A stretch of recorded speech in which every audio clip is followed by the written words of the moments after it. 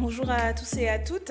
Je suis très contente d'être aujourd'hui avec vous pour présenter les initiatives de la France Insoumise cette semaine, mais plus largement pour mettre en lumière tout le travail qui est fait depuis 3 ans, mais depuis même plus longtemps pour un certain nombre d'entre nous au sein de ce mouvement.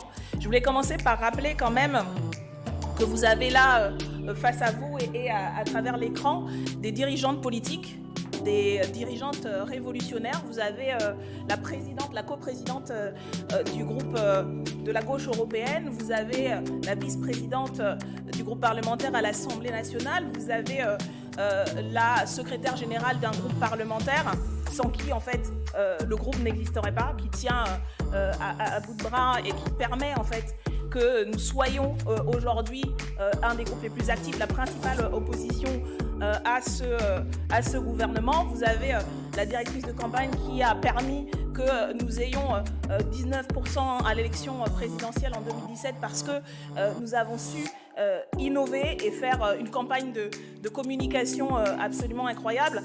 Et je pourrais passer encore beaucoup de temps à vous présenter ce que font au quotidien dans leur engagement associatif, dans leur combat politique, toutes les femmes qui ont signé la tribune.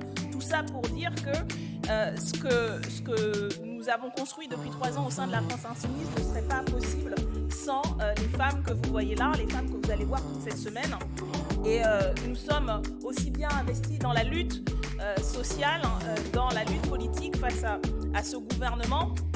Je voulais rappeler que nous sommes quand même face à un gouvernement qui mène l'offensive réactionnaire la plus dure qui ait eu. On a parlé de tous les reculs sociaux, économiques, mais aussi idéologiques, avec y compris l'instrumentalisation du féminisme pour mener des politiques xénophobes et racistes. Et donc, nous sommes bien évidemment aux côtés de toutes celles qui luttent, celles et ceux, mais surtout celles qui luttent depuis 3 ans face aux reculs sociaux, économiques, face au recul idéologique que mène ce gouvernement. Mais nous serons aussi, et nous sommes aussi à l'avant-poste pour construire l'alternative, parce que justement, nous produisons, nous élaborons des propositions.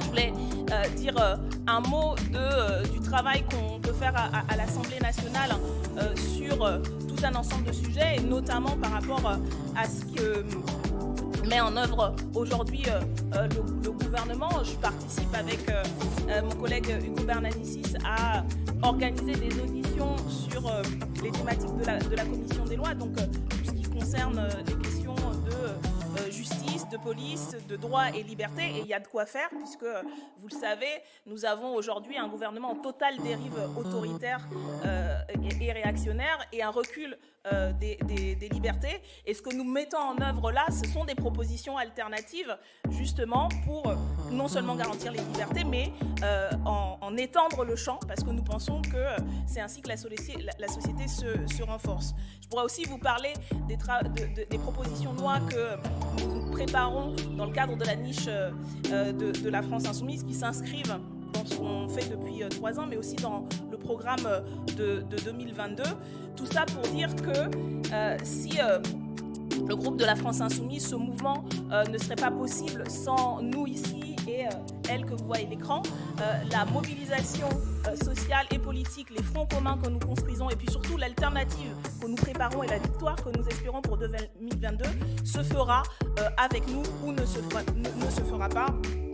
Et pour terminer, je ne peux pas m'empêcher de faire référence en ce 150aire de la commune à toutes celles qui nous ont précédées, toutes celles dont nous nous inspirons aujourd'hui comme hier. Je pense notamment aux pétroleuses qui étaient des femmes qui ont mené la lutte pendant la commune et qui représentent, de mon point de vue, justement cet idéal révolutionnaire qui porte en fait un programme d'émancipation sociale et politique. Et voilà, parmi les héroïnes dont nous nous inspirons et dont nous ferons revivre en ce mois de mars, en ce 150aire de la commune, c'est cet esprit-là en fait de lutte, de résistance et surtout d'alternative que nous voulons porter cette semaine, mais bien au-delà.